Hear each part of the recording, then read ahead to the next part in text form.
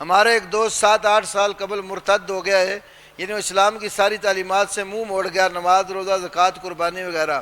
اس کو سمجھایا جائے تو وہ اور بھی عجیب باتیں کرتا ہے۔ اس مرتدی حالت میں 5 سال اس کی شادی ہوئی ہے، اس کی بیوی نماز روزے کی پابند ہے، بیوی نماز روزے کی پابند ہے۔ اگر وہ خود مرتد ہوگا تو نکاح ٹوٹ چکا ہوا ہے۔ مرتد کے ساتھ مسلمان عورت کا نکاح نہیں ہوتا، مرتد ہونا تو کافر ہونا ہے۔ رسول اللہ صلی اللہ علیہ وسلم من بدل دینا فاقتلوہ، صحیح بخاری کتاب استتابۃ المرتدین، امام بخاری نے پوری کتاب کا نام رکھا ہے، مرتد سے توبہ کا کہا جائے گا، اگر توبہ کر لے فابیا، ورنہ واجب القتل ہو جاتا ہے۔